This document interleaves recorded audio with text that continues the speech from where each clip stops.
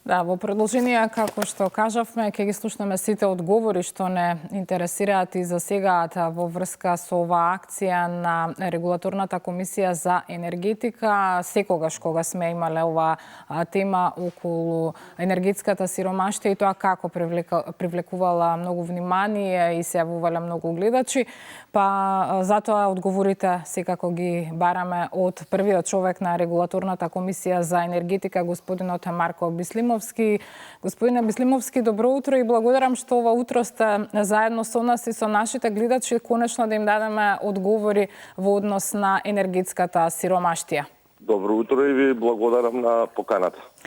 Веќе повеќе од една година како е поскапена струјата, а отприлика и толку трае целата акција на комисијата на Регулаторната комисија за енергетика за да се прошири оној список на категорија на граѓани кои што се погодени од енергетска сиромаштија. До каде е овој цел процес?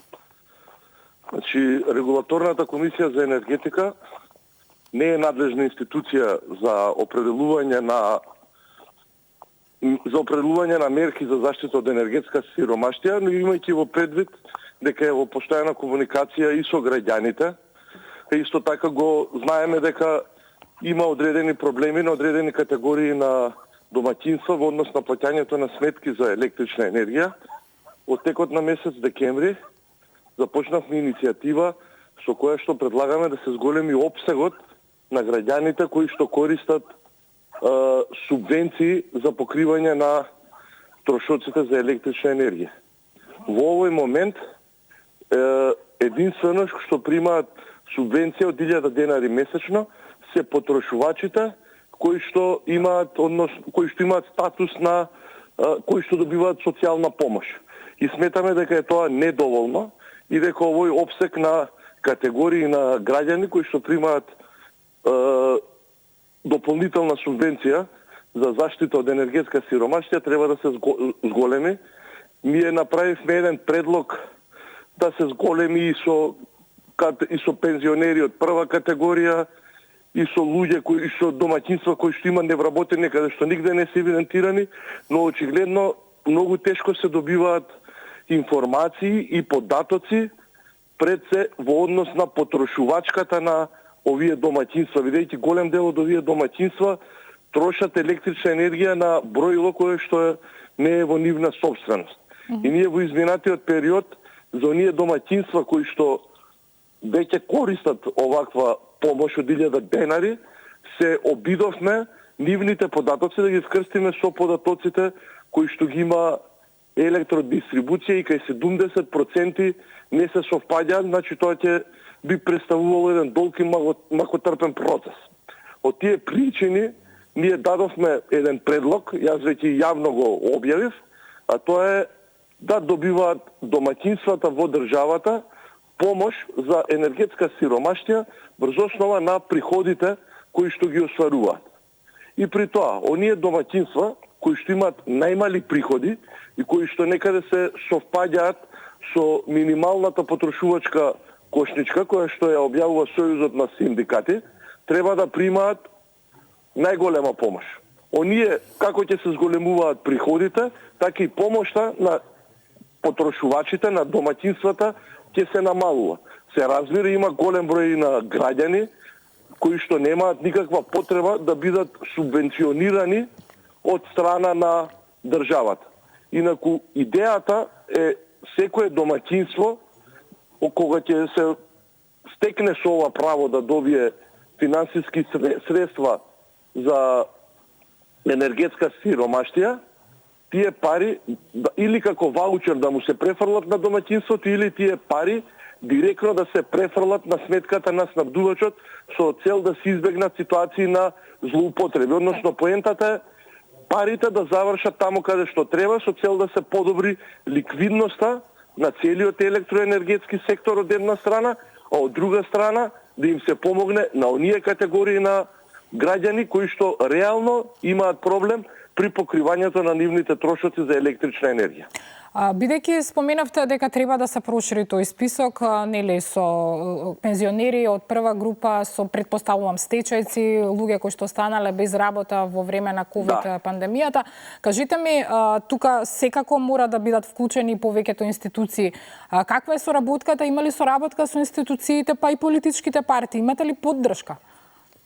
Значи, ние со институциите веќе имаме соработка и одржавме повеќе состаноци со представници од Министерството за економија, од Министерството за труд и социјална политика и останати институции кои што се во блиска комуникација со Министерството за труд и социјална политика. И комуникацијата е добра, имаме поддршка, но треба малце повеќе само да се интензивира нивната работа и барање на податоци.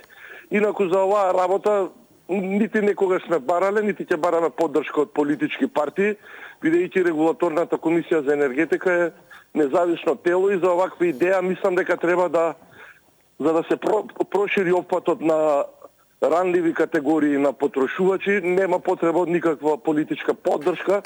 Едноставно само луди луѓе не би прифатиле оваква иницијатива.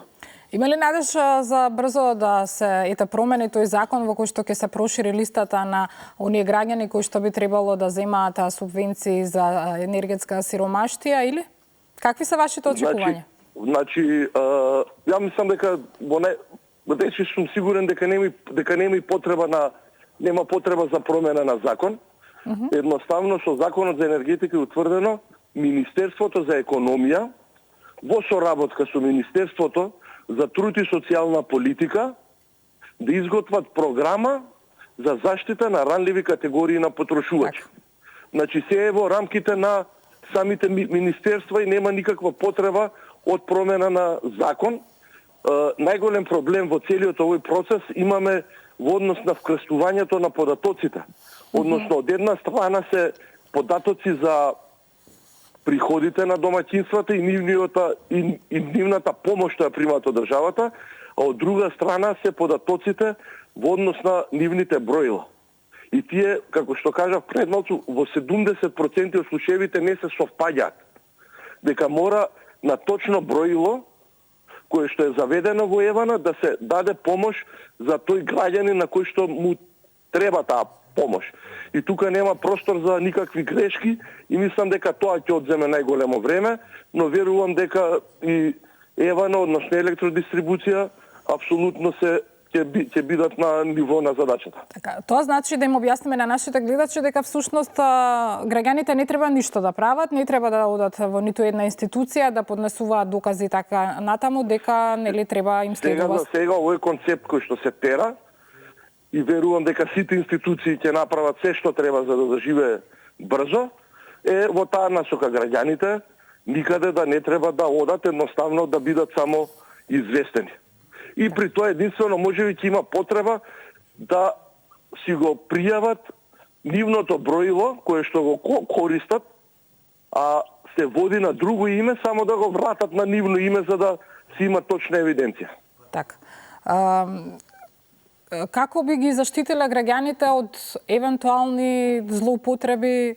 Сега знам дека тоа не е ваша работа, нели, како регулаторна комисија, но како би се заштитиле граѓаните, па и компаниите при евентуални злоупотреби? Па овој концепт кој што го разговараме не може да има злоупотреби. Едноставно, доколку одиме врз основа, ако е прва категорија пензија, ако прима пензија од прва категорија, тогаш тој граѓанин ќе се лесно ќе се евидентира и тоа броило ќе се евидентира. Значи и граѓанинот и броилото ќе бидат тој заштитен механизам за да нема никакви злоупотреби на целиот овој процес. Така. Уште само накусо ќе вам молам за одговор, бидејќи најголем дел од нашата земја се грее на струја и кога ќе му го кажа тоа на странец се делува дека сме многу богата земја. Кога газ во Македонија? Имате ли некаква информација? Значи, во овој момент се одвива втората фаза од тендерот за избор на јавен приватен партнер, кој што ќе шири дистрибутивната мрежа за природен газ на цела територија на државата.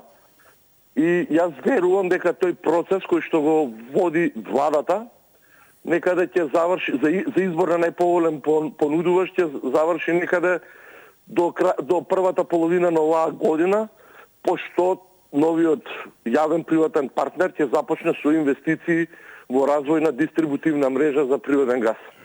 Верувам дека за најдоцна една година ќе имаме веќе први потрошувачи во градот Скопје кои што би се приклучиле на природен газ. За крај се надевам дека ги слушнавте дел од нашите гледачи кои што зборуваа на темата, што би им порачале? За граѓаните би им порачал да бидат стрпливи и тие работи кои што ќе се случат во наредниот период ќе бидат во нивна полза.